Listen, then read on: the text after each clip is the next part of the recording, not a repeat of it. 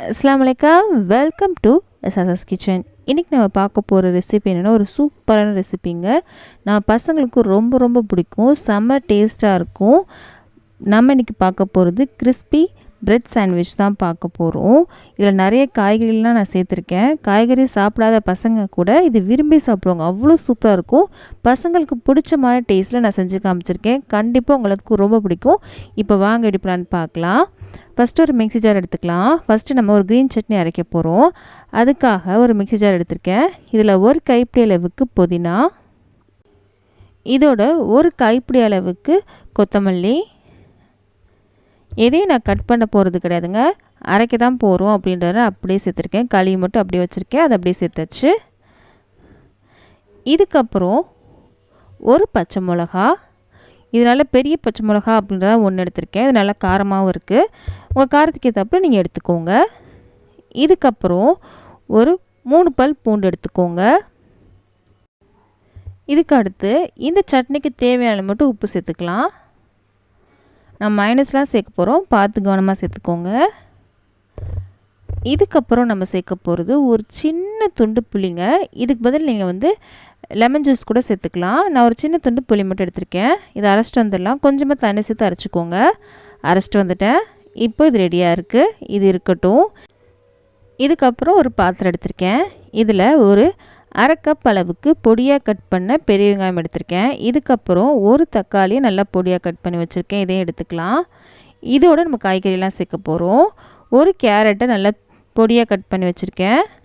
இதுக்கப்புறம் நம்ம சேர்க்க போகிறது முட்டைக்கோஸ் எடுத்திருக்கேன். இதையும் நல்லா பொடியாக கட் பண்ணி வச்சுருக்கேன். இதில் நீங்கள் குக்கும்பர் எடுக்கணும்னாலும் எடுத்துக்கலாம். இதில் நீங்கள் எந்த காய்கறி நீங்கள் விரும்பி சாப்பிட மாட்டிங்களோ அந்த காய் நீங்கள் நிறைய எடுத்துக்கோங்க. இதில் நீங்கள் கேப்சிகம் கூட எடுத்துக்கலாங்க. இதுக்கப்புறம் கொஞ்சமாக கொத்தமல்லி சேர்த்துருக்கேன். இதுக்கு தேவையான மட்டும் உப்பு சேர்த்துக்கலாம். உப்பு சேர்த்தாச்சு. இதுக்கப்புறம் அரை டேபிள் ஸ்பூன் அளவுக்கு பெப்பர் தூள் எடுத்திருக்கேன், அதையும் நம்ம சேர்த்துக்கலாம்.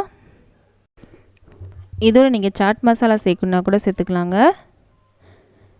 இதுக்கப்புறம் ஒரு 1/4 கப் அளவுக்கு மைனஸ் எடுத்திருக்கேன். எக்லெஸ் மைனஸ் தான், இது நம்ம சேர்த்துக்கலாம். இது வீட்டிலையும் செஞ்சுக்கலாம், இல்லை கடையில் வாங்கினது கூட எடுத்துக்கலாம். நான் இன்றைக்கி வீட்டில் செஞ்சது தான் எடுத்திருக்கேன். இது எக்லெஸ் மைனஸ் தாங்க. இது எல்லாத்தையும் சேர்த்து நல்லா கலந்து விட்டுடலாம். இதுவே செம்ம டேஸ்ட்டாக இருக்குங்க.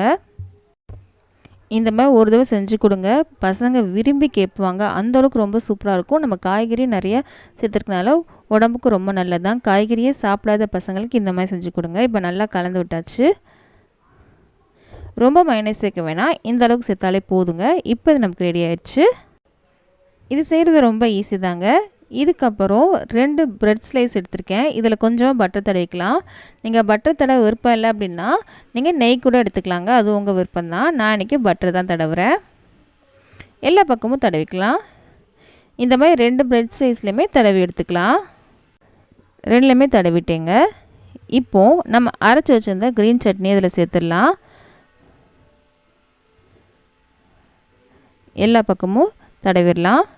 2 பிரெட்லையுமே நம்ம தடவிக்கலாம். நிறைய சேர்க்கனாலும் சேர்க்கலாம், இல்லை கொஞ்சமாக சேர்க்கனாலும் சேர்க்கலாம், அது உங்கள் விருப்பம்தான். உங்கள் டேஸ்ட்டுக்கு ஏற்றாப்புல நீங்கள் எடுத்துக்கோங்க. இப்போ தடவியாச்சு. இதுக்கப்புறம் நம்ம செஞ்சு வச்சுருந்த மைனஸ் வெஜிடபிள்லாம் கலந்து வச்சுருந்தோம்ல, அதை நம்ம சேர்க்கலாம். எவ்வளோ தேவையோ அதை நீங்கள் சேர்த்துக்கோங்க.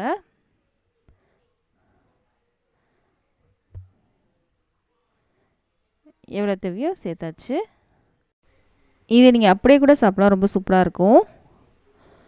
நம்ம இன்றைக்கி டோஸ்ட் பண்ண போகிறோம். அதுக்காக அடுப்பில் ஒரு பேன் வச்சுருக்கேன். இதில் கொஞ்சம் பட்டர் எடுத்துக்கலாம். நான் பசங்களுக்கு கொடுக்காது அப்படின்றதுனால நான் கொஞ்சம் பட்டர் எடுத்துருக்கேங்க. இல்லை நீங்கள் பெரியவங்க சாப்பிட்றதா இருந்துச்சு அப்படின்னா பட்டர் கொஞ்சம் கம்மி பண்ணிக்கோங்க. இதுக்கப்புறம் நம்ம செஞ்சு வச்சுருந்த ப்ரெட்டை இதில் சேர்த்துடலாம். சேர்த்துட்டு அடுப்பு சிம் பண்ணிக்கோங்க, ஃபுல்லாக வச்சிடாதீங்க, சிம்லேயே இருக்கட்டும். மூடி வச்சிடலாம். 1 நிமிஷம் வரைக்கும் அப்படியே இருக்கட்டும். 1 நிமிஷத்துக்கு அப்புறம் பார்க்கலாம். இப்போது 1 நிமிஷம் ஆயிடுச்சு. நம்ம திருப்பி போடலாம். சூப்பராக கலர் வந்திருக்கு, நல்லா கிறிஸ்பும் ஆயிருக்கு. இன்னும் கொஞ்சம் பட்டர் எடுத்திருக்கேன்.